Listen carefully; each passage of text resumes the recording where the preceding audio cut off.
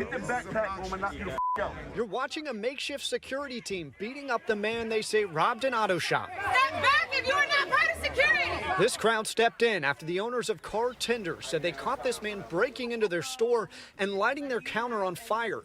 That's the owner's son, Mason, holding a rifle. Missing from all this, the police. We were waiting for the police to come. Police never showed. Car Tender stands at 12th and Olive along the Capitol Hill Occupied Protest, or CHOP Zone. Today, Chief Carmen Best said her officers will not respond in person to crimes within CHOP unless someone's life is in jeopardy. Do you like having stipulations on when the police, how they can respond, when they can respond? Clearly, if you're asking about the current situation, it's not one that I like.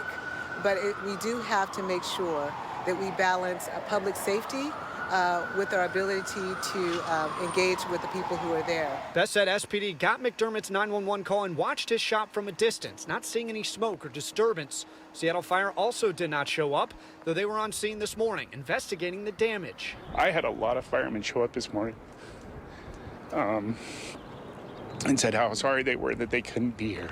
This owner, who said for her safety she didn't want to talk on camera, said she locks her customers in when they come in her store. It's scary. So that's why I close early. I come in early. We don't feel safe. We feel like we need the police. It's been a week since the police left their precinct to the protesters. With no police in sight, McDermott worries who will protect the people. We don't want to be left out here on our own. On CNN tonight, Seattle Police Chief Carmen Best doubled down, saying police are responding to calls inside the Capitol Hill Occupied Protest Zone, also known as CHOP. But they're not always crossing the barrier. This video raised questions about service as a mob swarmed a burglary suspect instead of police.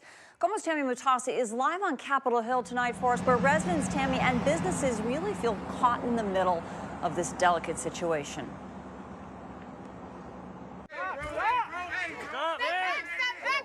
This confrontation between a makeshift security team and a man they say robbed an auto shop and set it on fire is an example of the concern. Business owners say the police were nowhere to be found. Police say they responded from a distance and didn't see a disturbance or smoke. I am very shaken up. I am very disappointed in the city's leadership. Chief Carmen Best addressed concerns about the police response to the CHOP zone, saying officers will only respond if there's a life safety issue, like shots fired or an active shooter.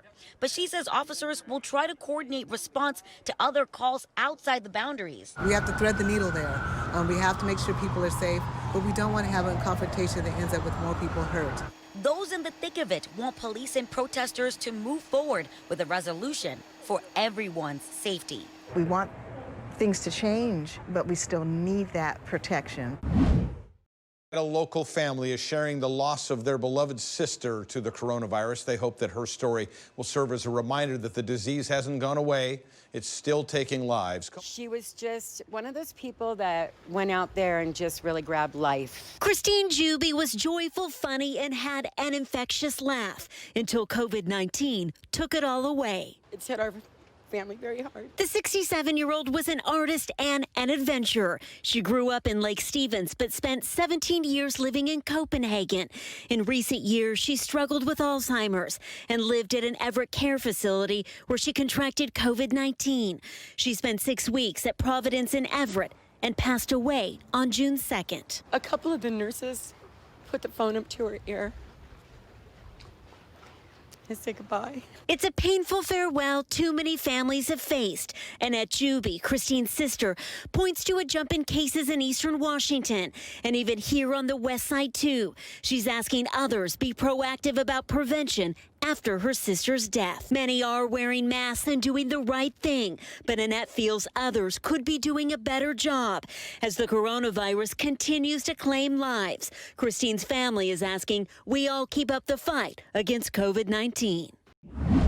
The hospitals are ready. The testing supplies are much improved, but transmission rates, those are pushing the limits. And King County officials say we need to stay the course on preventative measures if we want to stay on track.